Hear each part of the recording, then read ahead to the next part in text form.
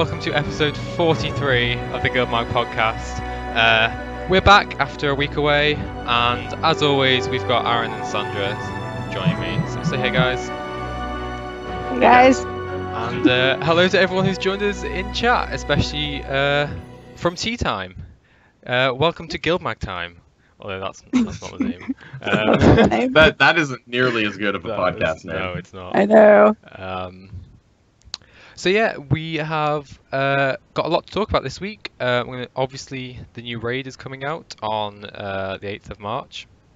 So we're going to talk a little bit about that. We've got some general Guild Wars 2 news, community news, all that kind of stuff. And there's been an interesting post on Reddit this week about it was an alleged leak of the future of Guild Wars 2 that actually didn't have.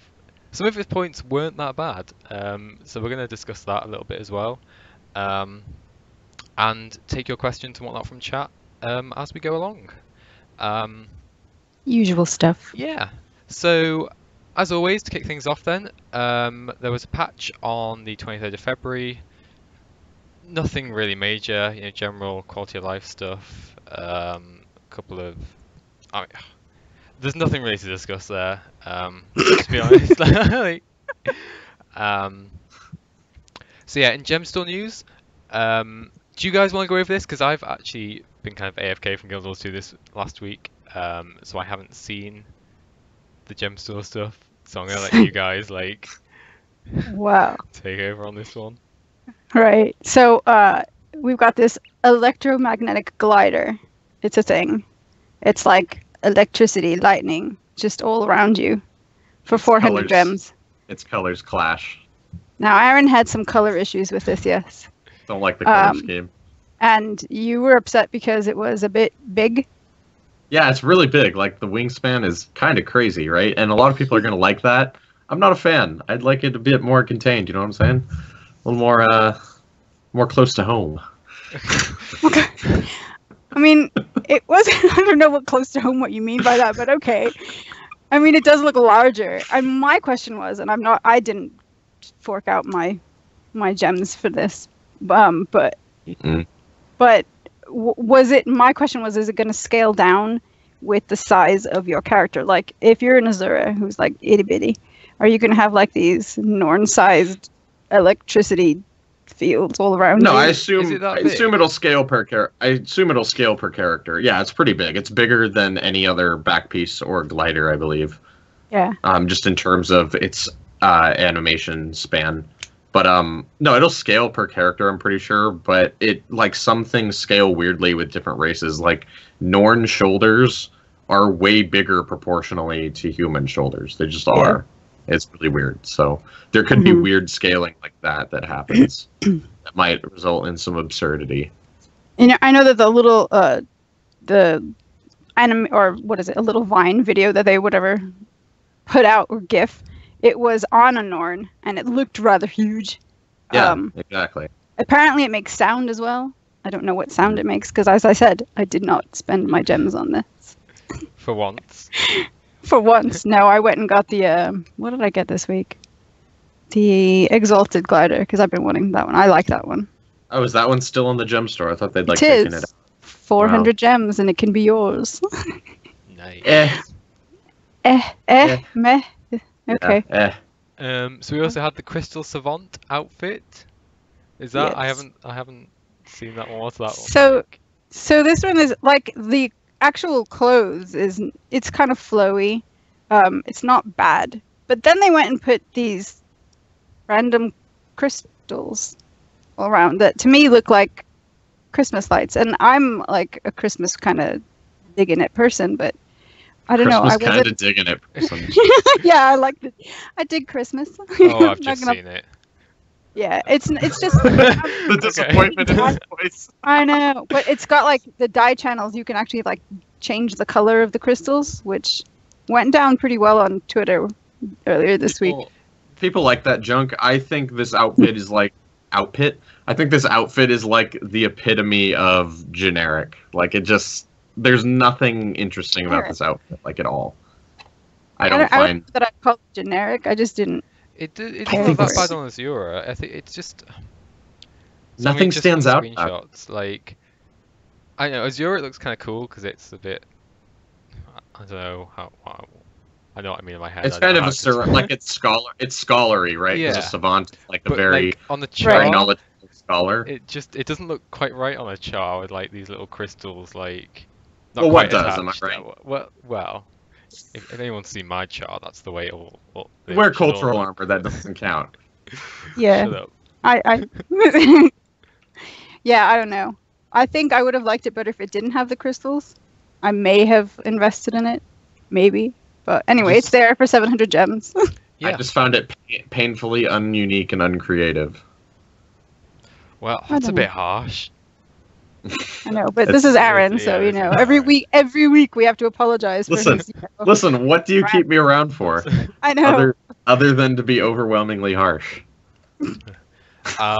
Yeah. So moving on, we also have Belinda's Greatsword is back for 600 gems, so I That's might right. actually finally buy it this time.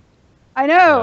I own it already, so So do I I. really want it. He keeps forgetting to get it every time Yeah. it comes out. If We're like, anyone, Rowan, if anyone would like to gift it to me, then you could gift I'm- yourself.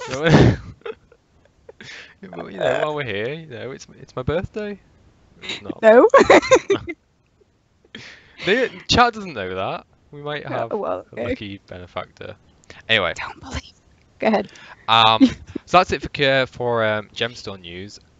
Community news. So as always, back again for another year is the gamers giving back Toga Party for MS. Every year they do like a volunteer call, and there is a meeting happening. If you're watching us live, is it happening like right now? Yeah, it was supposed to Um, start at noon, so you can log into so- the game while you still have us on. And I think they're in Lions Arch. I'm not gathering. quite sure, but if you're not watching this live, you're watching the recorded version or later, you can still get involved to volunteer for it. Just contact. There's a link that'll be in the show notes, and we'll stick it in chat now. If anyone's interested, if you don't want to volunteer, make sure you still go along to it. Is there a date yet? I do not believe so. I haven't actually. think they looked was- yet, that was- But That was part of the planning. all right, but we will keep you updated on GuildMag. Yes. Similarly, UK Festival tickets are going on sale on Monday. Okay. Happening down in London this year. And so if you're interested, check out festival.co.uk. There's a couple of people been announced already that are going to be there. So Corvus is going to be there. RPG Shack. I know Aurora Peachy is doing like a remote. She's going to something. stream in or something. I Yeah. think they're doing like a special GuildGab episode. Mm. So yeah, check it out if you're interested. There's loads of swag. You get to meet loads of community members, and it's generally a good time. And again, link will be in the show notes if you are not watching the live version. Mhm. And yes, so the final piece of community-ish news, though it's really more GuildMag news, is that our screenshot contest is still open until the end of Monday. So you can win 800 gems. Closes tomorrow, so go and enter right now. It's in issue 16 of our magazine. So if you go to guildmag.com and click on magazine, it'll be right there.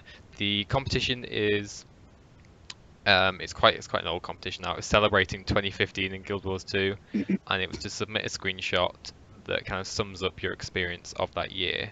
And the winner will be announced in our next magazine, and you can win 800 gems.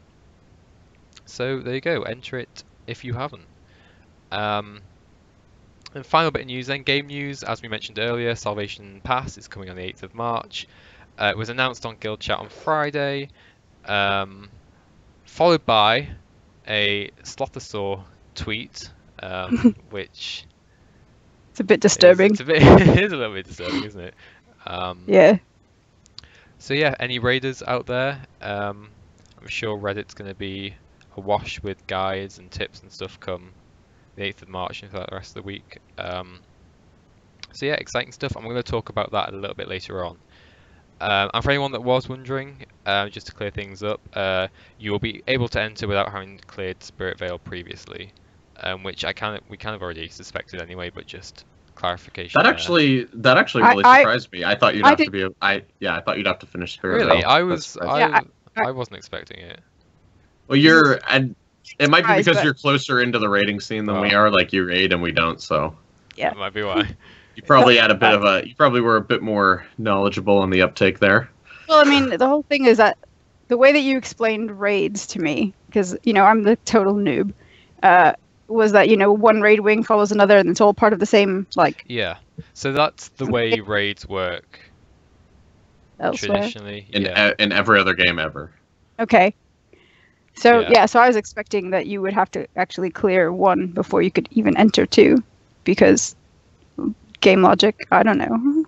I mean, it's kind of good though, isn't it? Because it makes people like me who haven't started at all not feel too overwhelmed. I don't feel like, oh my god, and now I'm 2 raid wings behind. What's the point of ever doing it? Now I can jump in whichever one I want to, which is pretty cool. Yeah. And so, last bit of news then. So Gale Grey announced on the forums that Sab is making a return. So yay for that one. Isn't that fantastic? Well, they still haven't announced a timetable, so it's like and then finally, so Colin made a comment on Reddit about skill effects. So they were previously toning down effects in terms of combat clarity, I think they called it. And there's going to be options in the future to enable you to kind of turn it on or off depending on your preference. Yeah, I want them back. Yeah, I think the plan is to make them all come back and then give you an option to turn them off in the future. The one I really want back is Elementalist Staff auto attack. It used to be a big fireball, and now it's it's like a little dart you throw. It's so lame. It's so lame. I hate it. I want my fireball back. I know you were streaming last week, I think, right, with your Elementalist, and you were complaining angry about it. You're like, "What is this? This is not my fireball." Yeah, and the skill is called fireball. It can't have this little zippity that you throw. It's not cool. I don't know. Well, mini rants on skill effects. Hopefully soon, they will return. And so that's it for the news then. So we're going to jump straight in then. Do you want to take this first bit actually? Because has anyone actually read this Reddit post that we're meant to be talking about? You can see how well prepared we are. Well, people have been talking about we've talked about the lull that's happening in game, and we know people that have stopped playing. I tried to read this post. It infuriated me. Go on. Well, so I mean, they were basically just trying to figure out why people are leaving, what are the reasons, and go from there. The dungeon nerf was one of the main reasons that got a lot of support, saying that, my guild was a dungeon guild, and now dungeon rewards got nerfed, so why bother? So a lot of people just left. Doing things in games, which is doing events, the rewards are not there, so people feel like, why bother again? I mean, we've talked about the whole diminishing returns idea. So I don't know. The reason why I included it in our show notes, gentlemen, is because I just thought it was interesting to see a lot of repeating kind of ideas coming out. The inventory management, lots of clicking going on, things of bags and bags and bags. Welcome to every game ever made ever. I know. I don't know. So I don't know. I thought it was interesting because your mouse is half of your input. Of course, there's going to be clicking. It's ridiculous. Well, I'm sorry. Yeah. I don't know, but yeah, I don't know. I wondered if it was for someone who continues to play the game, even though I don't have a lot of time anymore, or lately, I should say. Yeah, I still find things to do, but I can see why other people it would be turned off. Are the changes that are going to be coming in, or the additions like the raid, or additional living world things, are they enough to keep people coming back? Is the living world delivering on what its promise was? The thing about that is it's enough to keep the non-vocal majority happy. It's not enough to keep the vocal minority happy, because those are the people who get on content and they play it all in about a month. The whole thing, just they were done with Hot in a month, max mastery, everything. Oh, now what do I do? You know, those are the people that play the content faster than ArenaNet can feasibly create it. Like, it's actually impossible for them to create content fast enough for these people's consumption rate. And that effectively means that these people are almost impossible to market to, because you're never going to make them happy. So you might as well just disregard them completely. No, I'm just kidding. You shouldn't. But they're never going to be 100% happy, because they're always going to be completing the content faster than it comes out. And there's not really anything we can do about it. All you can do is hope they come back when you put out new content, because they're going to play through all of it really fast and they're going to leave. And it's always going to happen. But I think it's a vocal minority. I don't think people are leaving the game in droves. So that's the impression I got from this post, is like you said, it was a lot of repetition, a lot of repeated answers that people were giving. And I think we're hearing from the people that are like, yeah, I played through everything already. I'm done. Now I'm moving on. And that's going to happen with game development, because it takes forever to develop these encounters that these people might play for 6-7 hours and never touch again. Yeah. So. Yeah. I think it comes down to the way Guild Wars 2 is inherently designed, because the way the MMOs deal with it is the gear treadmill that forces you to spend weeks and months of your time doing the same content for particular gear to do more content. And because obviously Guild Wars 2 doesn't have that, you just have the content and no real grind. And if you raid and if you raid in Fractal, like Ascended gear is just thrown at you.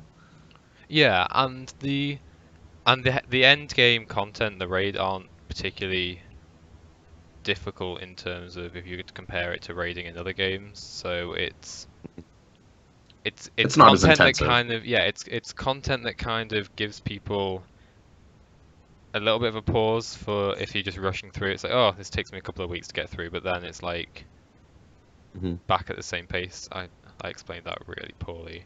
I know what you mean. Unless you like farming for expensive items, there's honestly not enough at Guild Wars 2 and like high-level endgame to keep you playing every day. Like, a lot of people are logging in twice a week, once to do raids and once to do guild missions. And that's about it. You know, maybe a couple more times a week for fractals. But there's definitely, like, a lot of the incentive in Guild Wars 2 endgame, and it's a joke, it's kind of a meme at this point, but it really is the, fashion wars. Like, that's what a lot of people do. They're like, oh, I'm going to get my next legendary, so they farm for it. Farming is a huge part of Guild Wars 2 endgame, and if you're not into that, if you don't want to farm for cool-looking stuff or expensive stuff, yeah, you're not going to log in as much. That it might not be, the endgame for you, but if people are enjoying logging in once or twice a week for raiding and guild missions, whatever. Which goes back to one of the things that came up in the discussion after the electromagnetic glider was announced this week. Was when are gliders going to become earnable in game? Why do they keep releasing them exclusively for the gem store? Because people buy them. Well, yes, there's that. You don't like it, you don't just buy bought it. the exalted one. You're part of the problem, Andrew. Shut up! Like, you're not part of.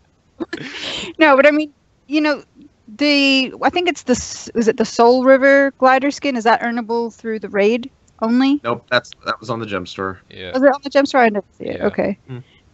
So yeah, I don't think it's on the gem store anymore. I think it was a flash sale. Yeah, I don't think you can buy it right now. But I remember when they came out, not the Hexed outfit, or was it the Hexed outfit? That was a kind of a reskin of like the witch's outfit. The that Hexed was is what you can earn in game. Yeah. Yeah, that was the earnable one. And then there was like mini Ghost Carlotta, which was, again, it was rewards for Halloween. What, a year ago? And a lot of people were really happy when that happened, because it was like, hey, I'm getting something that I can earn from my playing, and I don't have to like convert my gold into gems or shell out actual money for gems. Yeah. So I don't know. I hope that they will bring in earnable skins like that into the glider collection. That was my. I mean, I'm just worried that they're under pressure to make more money, and that it's resulting in them having to utilize the gem store a lot more than they'd like to. Because, publishers always pull crap like that, so you never know. And I know they're publishing their game on their own now, but NCSoft still is their parent company. Yeah. So it's like they're still owned by NCSoft, so NCSoft can still put as much pressure as they want on them to make money. So I just worry that that's what's happening. I mean, if you look at their quarterly report, right? Because we talked about this last podcast, they did well with Heart of Thorns sales, but apparently, due to unconfirmed sources, NCSoft might not have been completely happy with that. So I just worry that they're under pressure to use the gem store more than they'd like to, and that's why we're seeing all these things out on the gem store and not being put into the game. Yeah. Those are things I'd like to see put into the game with the quarterly patches. Like, ooh, this quarterly patch we got so-and-so many new armor sets and so-and-so many new glider skins to pursue in-game. Yeah. So, and they did come out, to be fair, they did come out with several new armor and weapon skins with Heart of Thorns that you can earn in-game. Heart of Thorns has an abundance of earnable skins, which is one of the biggest things I liked about it. So to build on that point, then one of the things that was put forward in this, leaked future Guild Wars 2 thing, one of the ideas was that you'd be able to, for outfits in the gem store, you'd be able to unlock the a quest to obtain the outfit through gems, rather than just straight up unlocking the outfit. So there's actual gameplay associated with it. Do you think that's a good idea, that you'd pay gems and then have to invest your time to get the outfit? I think it's better than I think it's a decent idea to at least try and see how people receive it. I don't think everyone would like it because they're like, oh, I spent money to not get something. That's going to be their immediate reaction, right? But I think it's cool. I'd love to see more traditional questing in Guild Wars 2. That's one of the things that miffs me the most about the game, even though I love it, is that the lack of traditional questing, because I think it just adds so much more. I think it's a better storytelling medium than dynamic events. So I'd love to see them at least implement it in some way, even if it ends up costing gems. I would like that. I don't know if a lot of other people would like that. Yeah. Interesting idea, though. Definitely. Yeah, it is. Yeah, I thought it was interesting. It adds kind of another level of gameplay, I guess, to actually force you to actually work for something rather than just outright just buy it.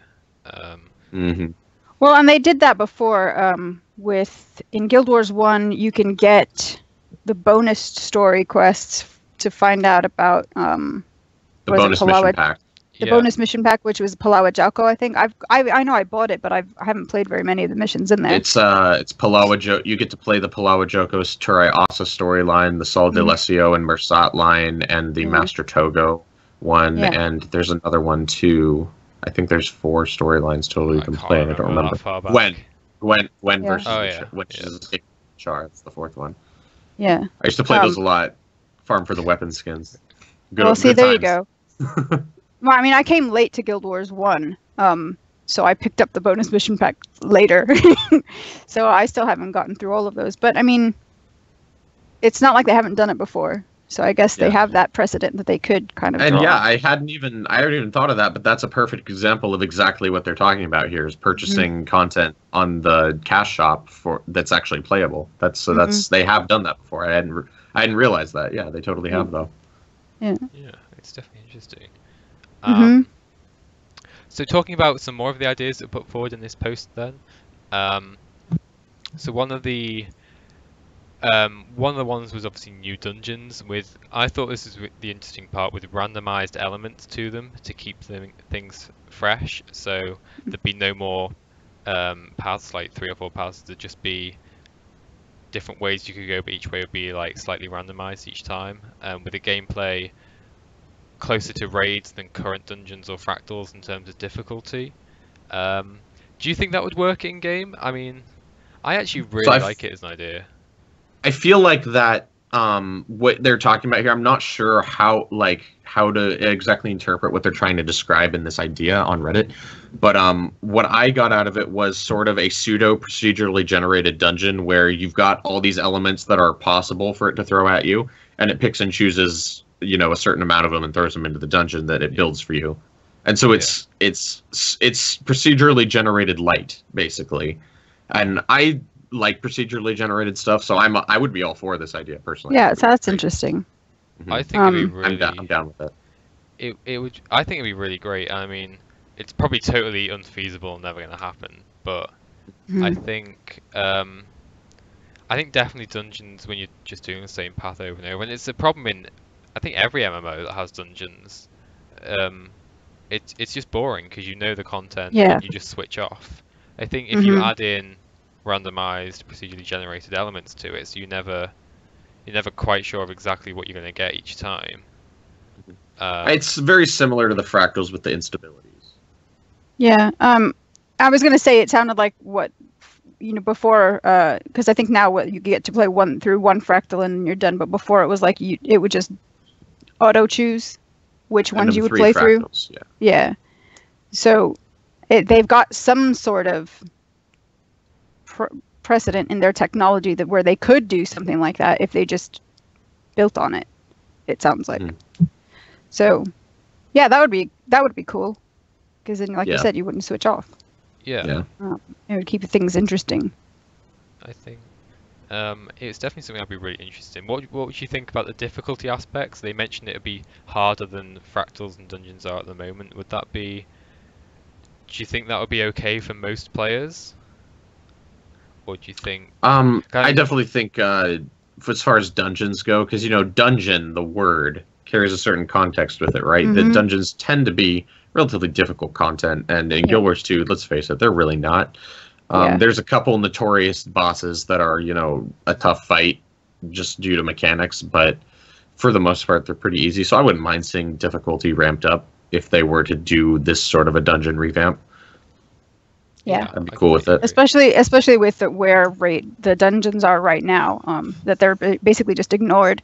It's pretty much just stack here and DPS down. Yeah, maybe not make them as hard as fractals, right? But not fractals, I mean raids, right? But maybe definitely tweak them upward in difficulty. Yeah, I mean, I really like instanced content in MMOs just generally, and I feel like for me it's one of the really core staples that I look for in an MMO whether or not I'm choosing to invest my time into it or not. I personally would really like to see a kind of new dungeons. Forget the old ones. Just stop trying to rework them or anything. Just like cut your losses and start again. I think. They kind of just are even ignoring them. It's not like they're doing anything with them. Yeah. I'd like to have seen when they nerfed the gold reward for dungeons. I'd like to have seen them at least increase the token reward, so there's still incentive to do them. Yeah. Because they just taking a pure nerf to the rewards really hurt the system, and I think if they had given you 100 tokens instead of 60 for completing one, they still could have been semi-viable for people to do as content, but they didn't. So in something like this, I'd like to also see them increase the rewards in some capacity. I know the liquid gold reward would hurt the economy if they increase that, but in some other way, it would be really nice. Yeah.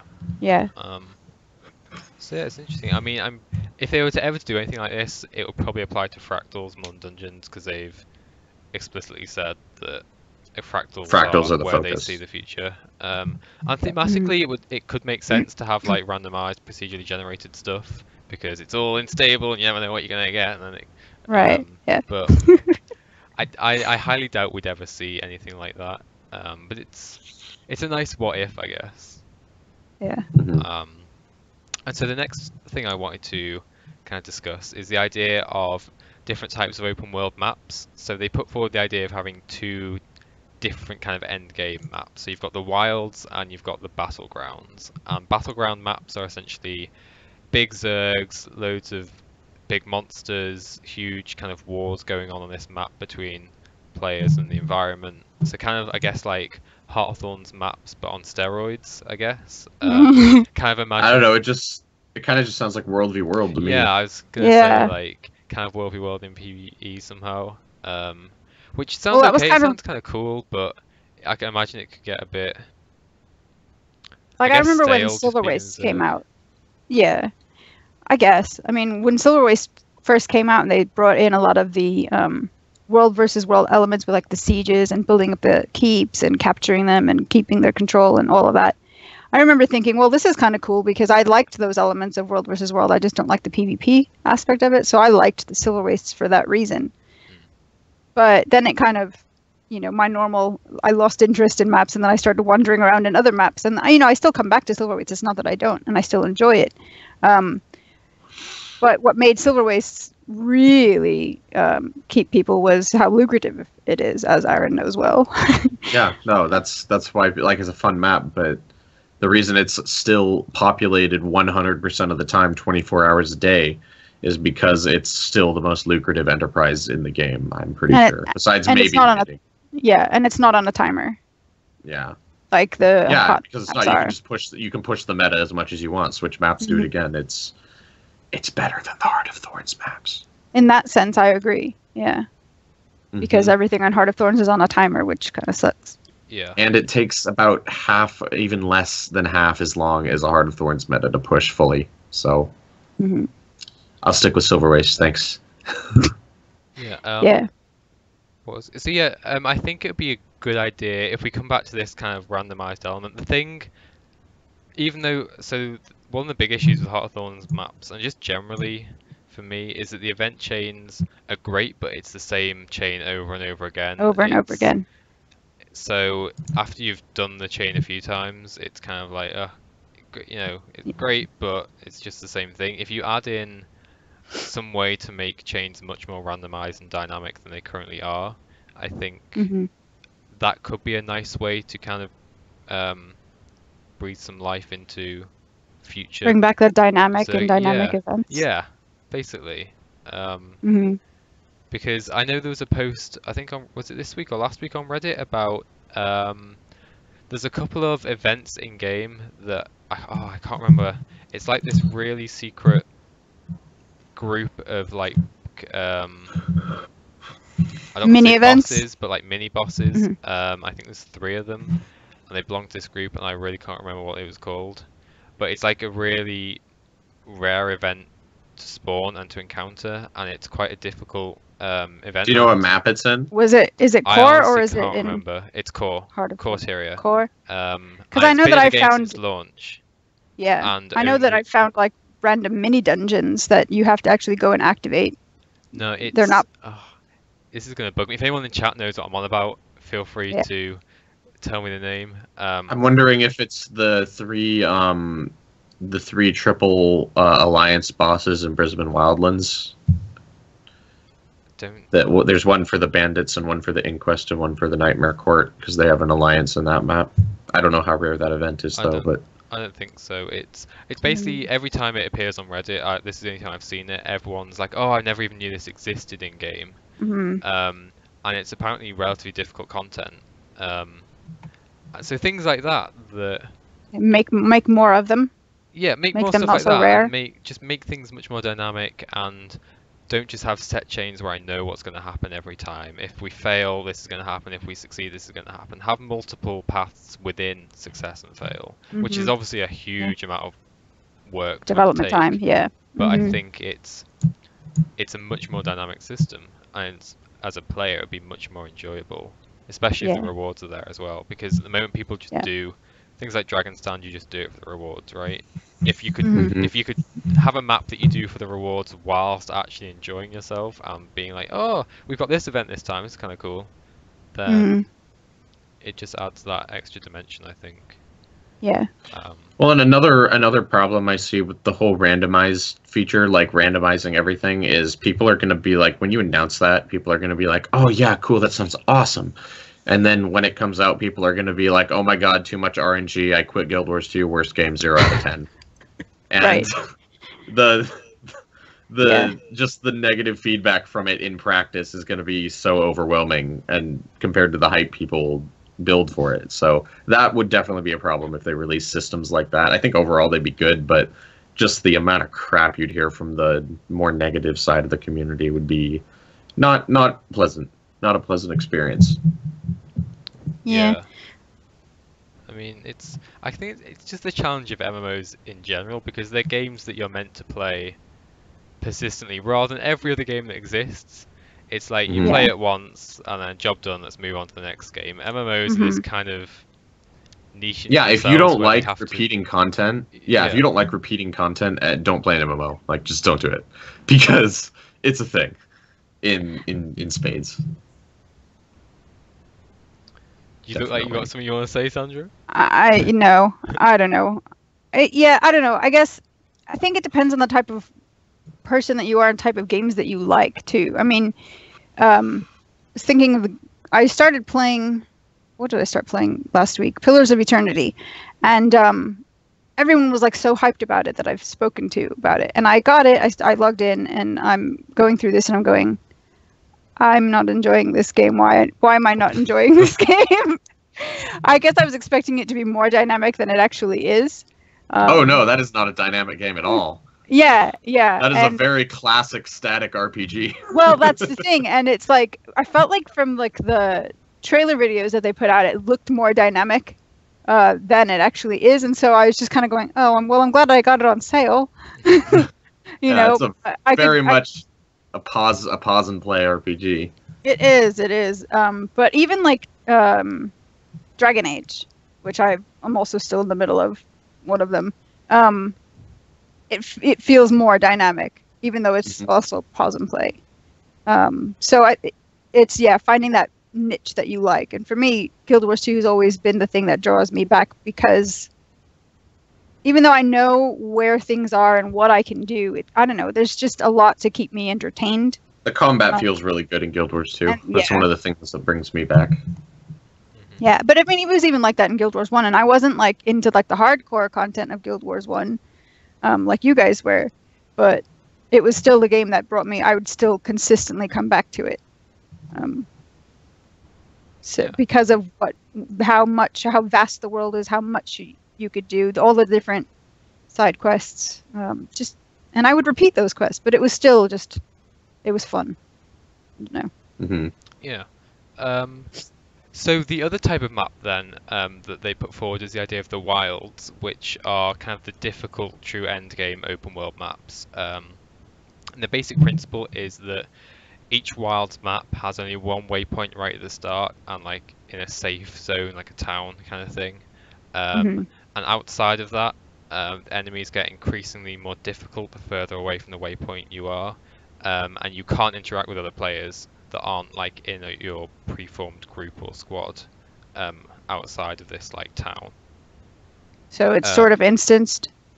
Well, no, it's like. Well, I mean, what does it mean by interact with other players, right? Yeah. If you're both, is there like mob tagging? Because I mean, someone can come up and attack the same monster as you. That doesn't mean you're interacting with each other. Like, that seems a very vague restriction to me. Yeah, I mean, I think the idea was taken from like Dark Souls, where you can see like apparitions of other players, but you can't.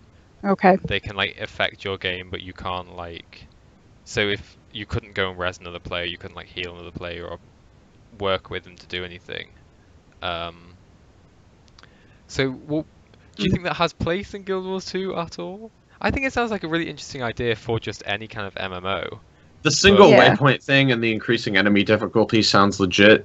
I don't think they could make the player restriction thing anything significant. Like, maybe they'd make it so you couldn't give boons to people. I don't know. But I don't think that's necessary.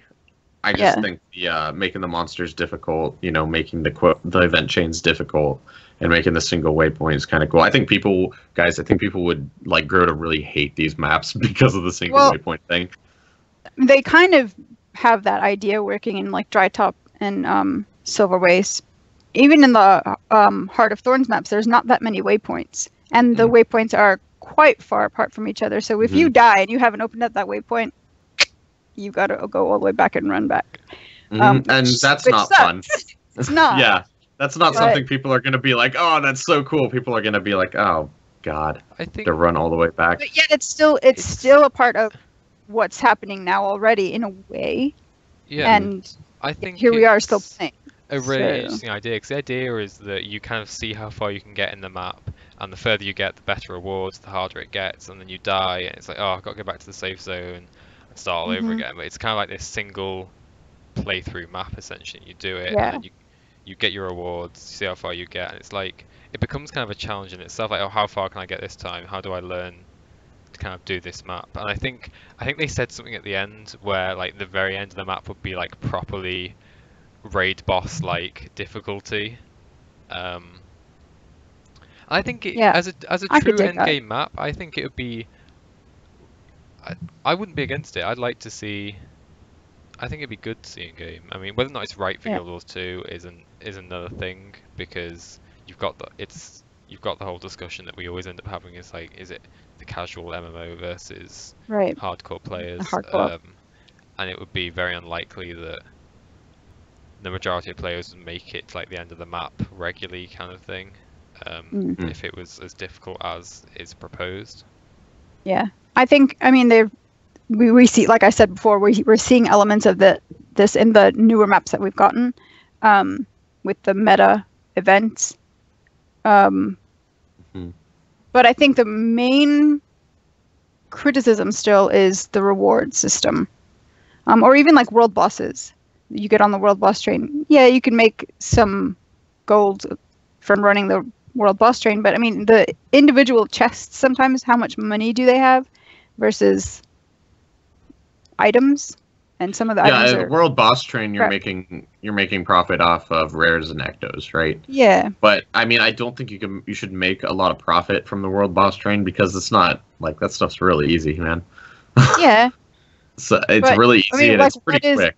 what is a legitimate reward in terms of gold amount rather than rares and ectos from Well, the they don't world? want to be giving out liquid gold, because that inflates the economy real fast.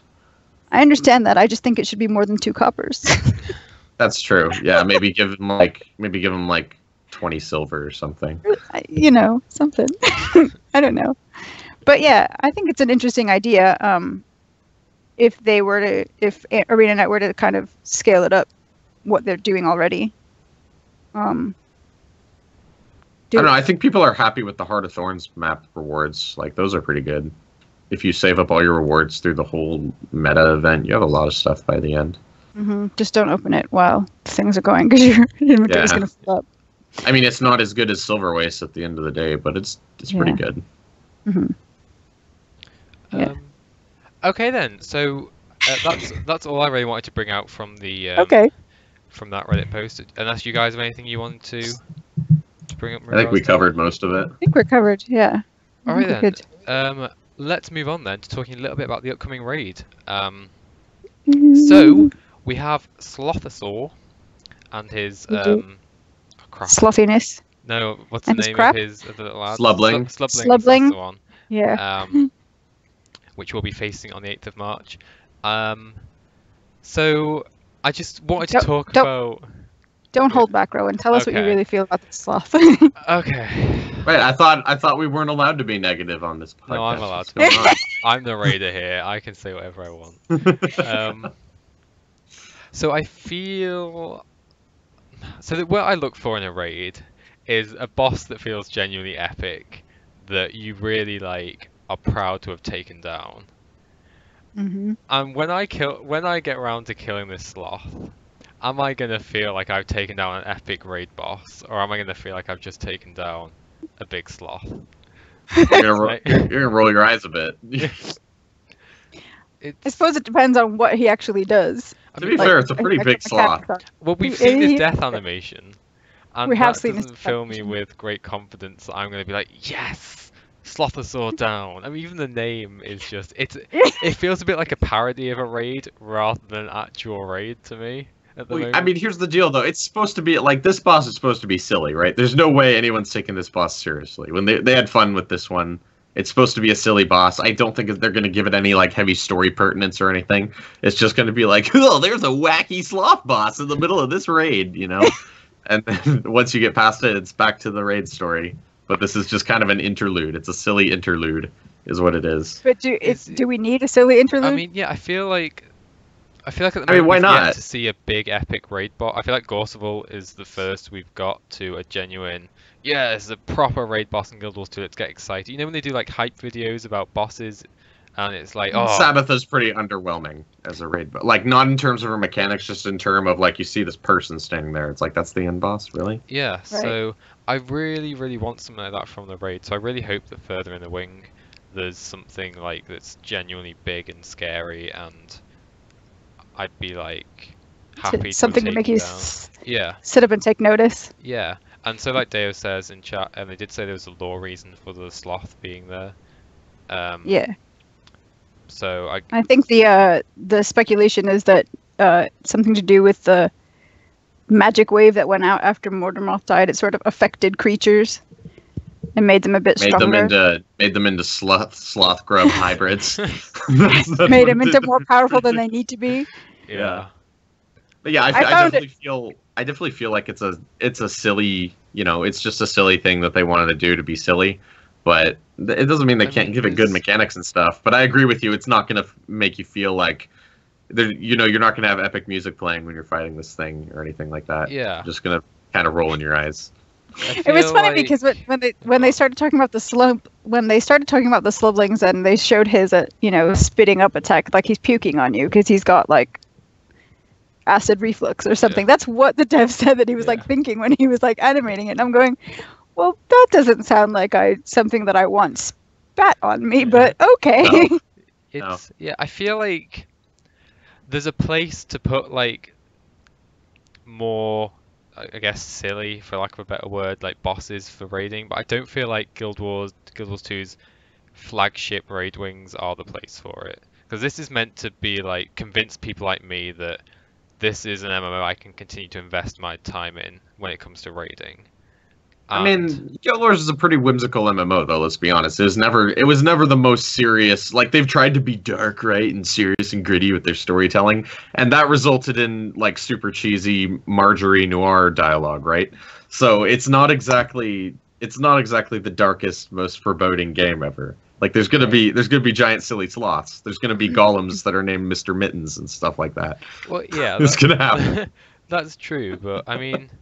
So the first raid wing in terms of its themes and just general, like things like Gorseville are relatively serious and I mean they're a bit wacky, but in a kind of good way that actually thematically suits the character and it's like genuine. Well, it's not scary or anything, but it's like a creepy kind of boss that you take on, I guess. But I feel,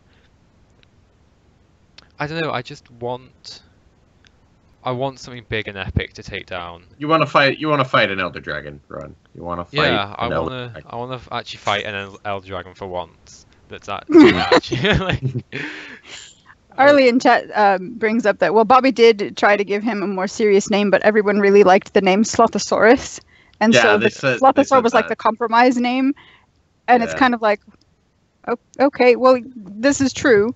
Yeah, Bobby did try to champion your cause, Rowan, and they weren't having the rest of the writing team weren't having it. Yeah, how dare they? Which is just yeah. So, yeah, I guess we'll see what happens. You can tweet Bobby Stein after the show and say thanks for trying. I will do. And so, do we have any predictions for what the fight might entail? I mean, I'm imagining as it's a sloth, the mechanics are going to involve. Probably you think they're going to be big, slow? Like, big, slow, kind of wind-up attacks, maybe, that hit quite hard, but I'm not imagining it to be like a really crazy fight. I'm kind of imagining it to be, I guess, more like Gorseville in that so Gorseville itself has like big animations when it comes to some of its mechanics, like it does the big bam on the ground. Not that you know. The big thing with Gorseville is the DPS checks, right? Yeah. So I'm imagining Slothosaur to be kind of like that, as opposed to like, I guess, Sabbather, where it can get a bit crazy with all the AoE on the ground and everything. Mm-hmm. Yeah. And like you have to pay attention to so much crap at once with Sabbather. I don't think it's going to be a fast-paced fight like that. No. Because you're right, it's a sloth, so the theme is probably going to be a little bit slower, a little more methodical. It'll probably be a warm-up. Yeah. I am interested to see if they're going to bring back the tanking mechanic, because Sabbather, you don't need a tank in it. So I'm interested to see if they're going to continue to require tanking in the raids, or if that's only going to be a Veil Guardian Gorseville thing. I'm kind of hoping it will come back and continue to actually be a thing, because I think it's one of the things that actually works well in raids, especially for Guild Wars 2, to help define roles. I'm also interested to see if they're going to do anything else with like condition damage, because really Veil Guardian is the only kind of thing that you need condition damage for. Yeah. So it'll be interesting to see. I'm really looking for how they're going to try and define player roles in raids still. Mm. So, because each fight at the moment you have people doing different things. So in Veil Guardian you have the Condi damage and the tank and the healer and all that kind of stuff. In Gorseval you have the tank, you have CC people for Gorseval, like basically an NG, but you have people split up and deal with some ads in the phases. So people have defined roles, and in Sabbather you have people on cannons, all that kind of stuff. So I really hope that that's something they continue to bring through, and it adds like accountability to people in the raid. It's like, oh, I messed up here. I nearly swore then. I messed up here. My bad. Let's wipe kind of thing. So hopefully all that good stuff continues.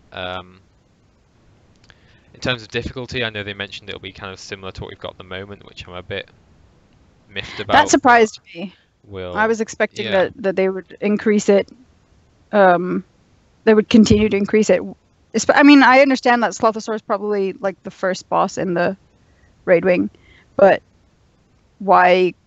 I don't know. I mean, I don't think. Here's the deal. Since these raids aren't sequential, like you don't have to do Spirit Veil to do Salvation Pass.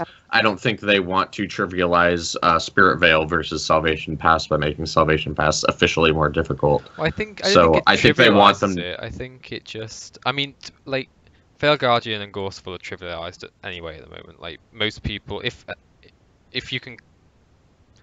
What's the word I'm looking for? Like for most people, if you've been raiding, the fight's trivial now. It's over. You one shot it, move on.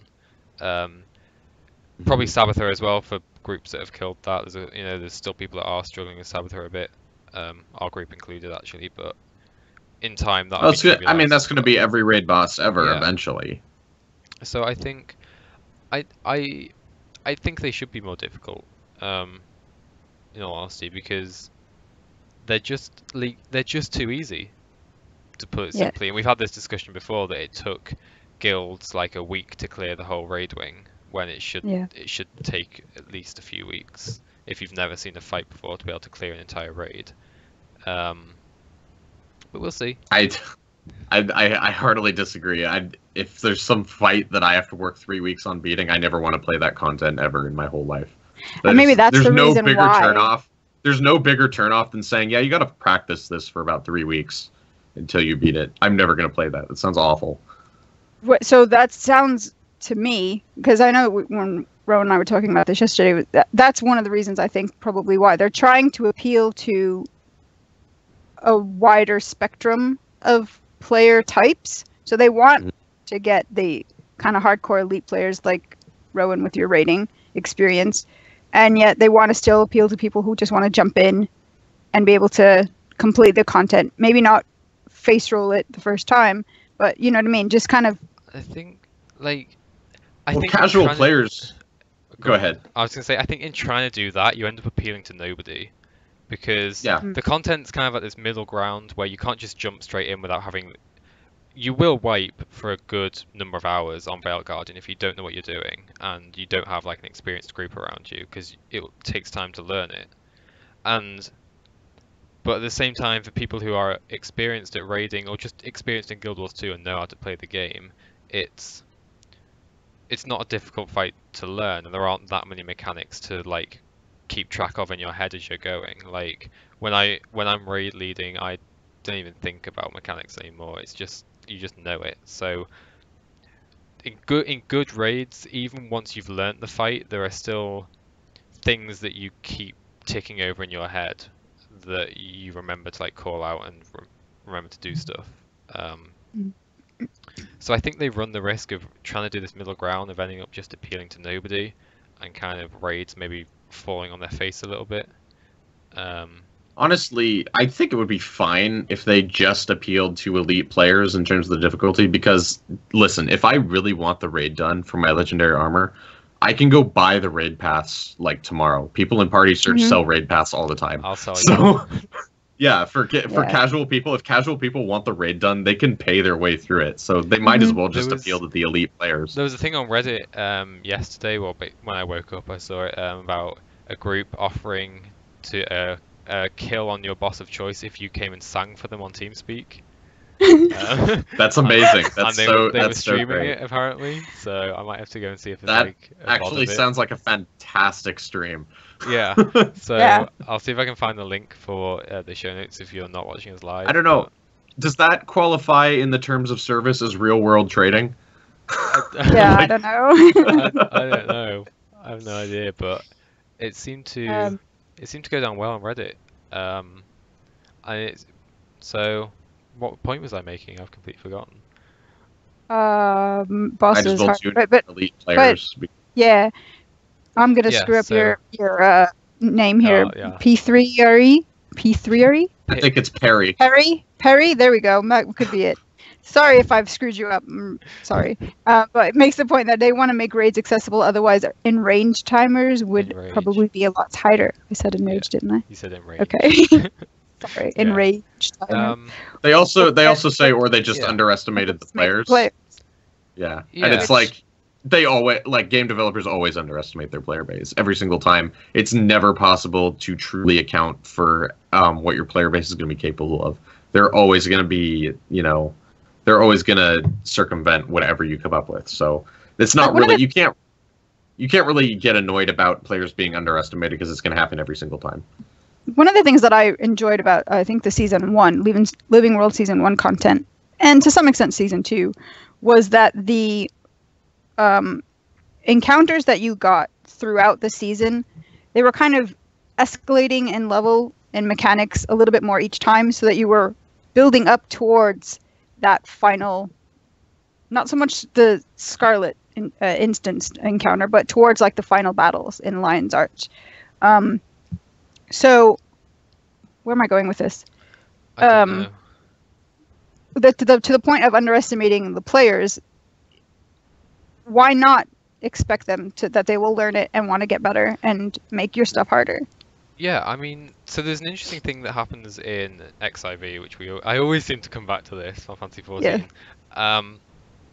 So I can't quite remember this, so anyone who plays this might be able to correct me a little bit. So originally, one of the raids, there was a boss, and it was relatively difficult at the time, and then in their latest expansion, I think it was in the expansion, I can't quite remember off the top of my head, they basically brought that boss back with slightly reduced mechanics, and it was something that the general player base had to kill to progress on something that was like a mainstream thing. So it was essentially like you were doing that original raid that was made just ever so slightly easier for the It was general raid light. populace. Yeah, and the thinking was that the general player base as a whole just increases in skill over the course of whilst they're playing, because your raids and your content increases in difficulty, building on what it's done in the past. So what was I making with this point? Yeah, so I think I think they are underestimating the players at the moment. I think increasing the raid difficulty now isn't necessarily a bad thing, because people just learn to adapt to it if you're interested in that kind of content.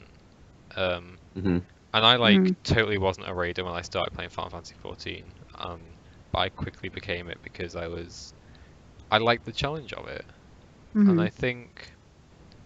I was like totally crap at the game when I started raiding, and through being forced to actually Improve. get good in order to kill it, then Get good, son. yeah, basically. So I'd like to see more difficulty, but I guess Arlie that's not brings gonna up the point. Yeah, Yeah. Arlie brings up, except for all those times that they've given us hard content and then they had to nerf them, like Dungeons originally and the Scarlet Battle in LA. See, They didn't have to nerf them, though. They Yeah. decided to nerf them because They the decided to. average player couldn't do it. But it's not like people weren't completing that content when it came out. People were Right. finishing that content regularly. yeah. There was just a lot of like low-end players that were like, yeah, I can't do the content. And they didn't Right. want to pick up and learn. Like dungeons in their original state were never as difficult as raids are now. They are never as difficult as, like a level 30 fractal is now. And if they just left dungeons the way they were at launch, we'd be fine with them by now. Like Mhm. it wouldn't even be a thing. So I don't necessarily agree that they had to nerf them. Go ahead, say that again. I liked getting my ass handed to me in dungeons. But like first time I entered the dungeon, I was like, oh, it's so difficult. This is awesome. Yeah, Like I mean, I enjoyed that. I think that's what you expect, right? Yeah. You're going into a dungeon. It's not open world. You expect it to be harder. So, Exactly.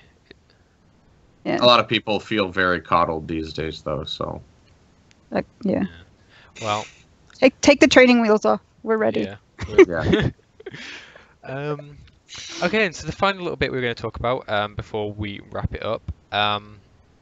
So Gail Gray posted kind of clarification on third-party apps on the forum and their policy to do with it, and I use clarification in a very, very loose sense because in reality it didn't actually say a whole lot of anything. It kind of just reinforced that anything that gives people an advantage or anything that modify, like the things we know already, anything that what's the word I'm looking for, like reads from game memory, interacts with the game or anything like that is completely banned. And we knew this already, but it was, I think, so people have been questioning like what gives you an advantage in game. So do DPS meters give you an advantage? And my opinion is no, they don't. I think it does. It gives you an advantage over not having, like, as opposed to not having one. It gives you the advantage of knowing where you need to improve. I think that's an advantage. It's not the most. It's not the biggest advantage. I mean, I suppose, world, but it doesn't. So it doesn't directly affect you there and then. So compared to, another thing that some people brought up is the Guild Wars 2 tactical overlay and the range meters that are on it. So if you don't know what it is, you can enable a feature that will around your character show you like 600, 800, 1200 ranges, so you can like effectively learn the absolute max range of your abilities. I think things like that do give you an advantage because it affects you. As soon as you enable that, you have an inherent advantage over anyone who doesn't have it enabled because you can immediately see how much more further you can attack than they think they can. DPS meters, on the other hand, I don't think do, because you can see what your DPS is right there, but you can't. Well, I suppose you can do things to remedy it, but exactly. It doesn't give people. You receive more exact feedback on how you need to improve your build. Well, as opposed to the trial and error process like, of doing it without a DPS meter. You can argue there for people. Say you've got two identical people, identical builds in a raid, who one has a DPS meter, one doesn't, and one's doing higher DPS. The person with the DPS meter is doing higher DPS. You can make, because they've got a better rotation, you can make the argument that the other person should have an equally good rotation because they should just know how to play their class. They shouldn't need to rely on a DPS meter to tell them that they're playing badly. You should just know. But you also have to look at, you're assuming that both of those people are doing this on their first try, right? You have to look at how many tries these people had to get to the point where they are, and I think in most cases you'll find the person with the DPS meter got there quicker because they had that that superior feedback about their rotation and about their build. But what about players who just get better because they, like Ron was saying, just play it and get a feel for it? Because there are people who will just know that they're doing better by feel. It's possible. I'm just saying that there is at least some semblance of advantage to having a DPS meter versus not having one. It might not be a huge deal. It shouldn't be a bannable offense, I don't think. But there's certainly, it's certainly better to have one than to not have one if you're going for optimal raid progression. And so Perry says in chat, people don't realize they're bad until they see it, which is, I guess, is true. But I guess, I realize I'm bad right off the bat, okay? Like, I'm fully aware. The argument for DPS meters, I guess, is that all the information already exists in game. You can go back over your combat log, and if you really wanted to, you can calculate your damage done. That's true. All a DPS meter does is just display it in real time for you as when you need it. And it'll give you it faster. Yeah. What's funny is that, like, I'm the type of player that I'm very much a feel player. I don't really pay attention to numbers, even though when I see a big number pop up on the screen, I'm just like, ooh. Yeah. But I am very much a feel player, and because we've been talking about in the past few podcasts about DPS meters and stuff, yesterday I logged in and I was actually looking at my combat log to see what my numbers were, and it was interesting because like something was like, oh well, that makes sense because that felt like a stronger hit to me, or I didn't realize that was such a weak thing. So it was the data that I was getting was kind of teaching me about what was actually the output and why things were maybe taking longer to kill than I would have otherwise known So maybe like try different things. Yeah, if that makes any kind of sense. Yeah. And so, but I think if you go to what you were talking about with the range indicator, though, yeah. I don't have a problem with people using that in like PvE, right? But that could be a bannable offense if used in PvP, especially competitive PvP. I think things like that are going in season. too far. So this is like, where do we draw the line at this point? Because neither of them read from game memory, and you can. And they're just. Go on. I was going to say you can make the argument they're both given advantage. So does ArenaNet need to be more specific in their policy? I mean, I don't think so. Are they being too vague? Other developers, other MMOs don't, and it's the same. If they're specific, it kind of they run the risk of people taking that as a comprehensive list of everything that's allowed then, or everything that's not allowed. And as soon as something new is developed that is not on that list, you can just go ahead and assume that it's allowed. It's okay. What they've done here is say, like, essentially nothing's allowed. You run it at your own risk, but the reality is that things like a DPS meter, I don't imagine you'll get banned for, even if they somehow find out that you're using it. I don't imagine they would really do anything. It all depends on how aggressively they enforce it, and I agree with you. I guess is they probably won't enforce this stuff if it's just basic things like DPS meters or something like that. Like if you're in a what is it called now? An in-season ranked PvP match, and you use like that range indicator, though, I could see them getting on you for that. But raid like a DPS meter in a raid, no, they're not gonna care about that. As long as you're not, it's like one of the ones that's come out that functions within the parameters of not reading from the game memory. Right. I think as soon as you start reading from your game memory, Guild Wars 2 is a game that will take you down for that. Other games don't, but I think Guild Wars 2 is against it enough to where they will take you down for reading from them. Historically, they've always been really kind of against any real add-ons or modifying the core game in any way. So, I mean, I guess it's just up to what people run the risk of doing. Because I mean, we've talked about it before in Final Fantasy 14, the DPS meter, everyone reads from memory, and if you're physically actually caught, the chances are you'll get some sort of ban for it. Maybe not permanently, but maybe some sort of suspension. But we've talked about it before. They design their whole content knowing that everyone uses it, so it's a weird situation. But I think it's like in driving. If everyone on the freeway is doing 80, the cop's not going to pull anyone over because everybody's doing 80. The cop's probably doing 80 also. So it's the same deal with the DPS meters. Everyone's using it, so they're not gonna get you for it. Yeah, and so Perry makes this really good point. So for PvE, I don't see them enforcing anything as long as you don't use it to talk down on people performing bad. But that's where we've said this in weeks past. We need the DPS meter so you know who's doing bad, so that you can kick them from your raid room. And then they'll report you for using a DPS meter, and then you'll go from there. Right. The way you get around it in Final Fantasy is, as long as you don't specifically mention DPS numbers, you just kick them without saying a word. Yeah, if you just get rid of them and you don't specifically mention DPS numbers, then you won't get looked into or banned for using a DPS meter. And guys, if you're pro tip for breaking the rules here, use voice chat if you're going to DPS meter. Don't talk about it in your in-game chat. There you go. There's a freebie for you.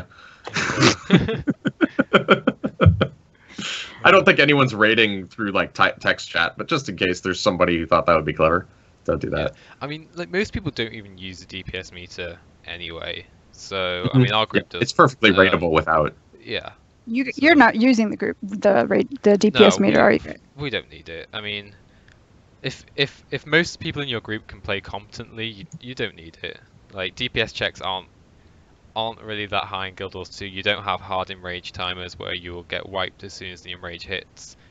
They're all basically soft enrages for now. Do you want them to tighten up? You probably were going to say yes. I don't even know why I asked you this. But of course I do. Well, I mean, in terms of I suppose in terms of actually being able to kill it, it will take us longer because you normally do always hit enrage when you're first learning, but We've been over this. Watch our previous episodes for my opinions on Rage Timers. Yeah.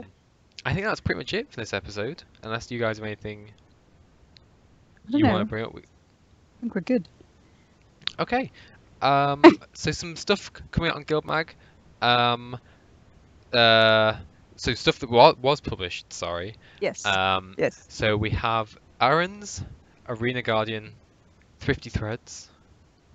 Mm-hmm. Do you It's wanna- it's kind of neato, guys. You should go check it Oh out. God.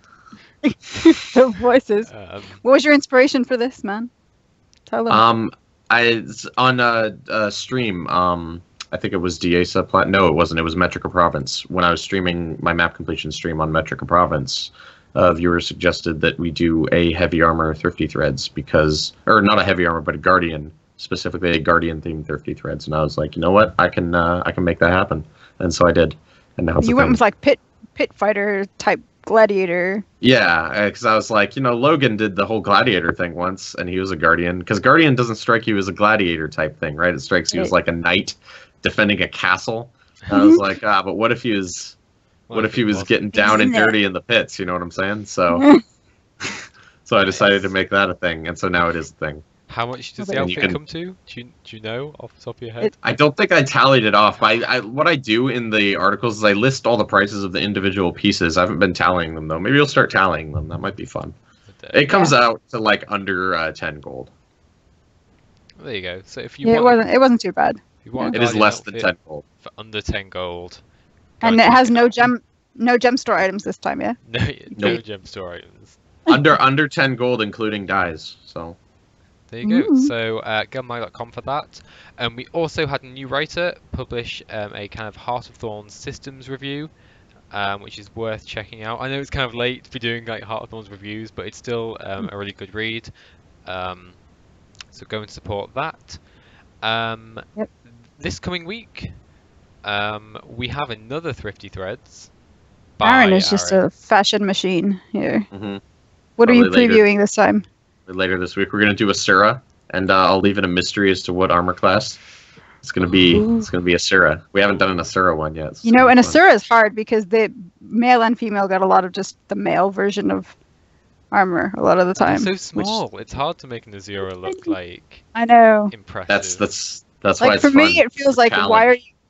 why are you going to put a legendary weapon on an Asura because you're not going to be able to Yeah. like show it off as well. I don't understand it. I know people do it, but I'm just kind of like, but sadness. People who get like quip on their Asura, it's like no one can see that. What are you doing? Yeah, they'll just hear the little or whatever the sound it makes. Yeah. Yeah. And coming this week as well, we have our annual Top Guild Wars 2 apps for 2016 this year. So keep an eye out for that. There's some really useful ones in there.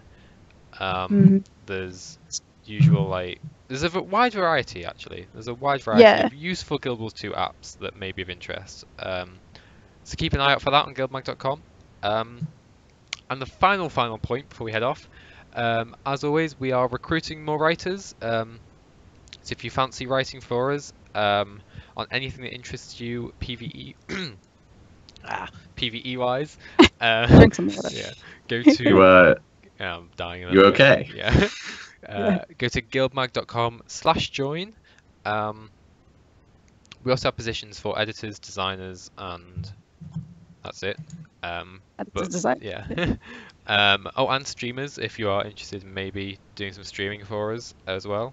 So yeah, guildmag.com/join, or just send an email to apply@guildmag.com and we'll get back to you. So talk about streaming. Aaron will be back on Monday Tomorrow. tomorrow. With more map completion. It's gonna be what's it gonna be tomorrow? Lornar's Pass is where we're going tomorrow. Ooh, Yeah, it's gonna That's be a a- good one. that's a fun Yeah. map It's probably gonna be a 3-hour plus stream, so you Yeah. should come. because it's Should very come- long and mountainous. Yeah. So Come what listen time to is me. Great that?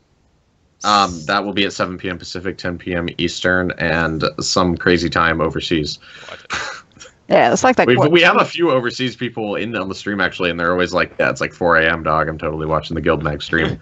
Aw, So yeah. check It'll that be out fun. tomorrow. It should be good. Apart from that, that's us for this week. Yep.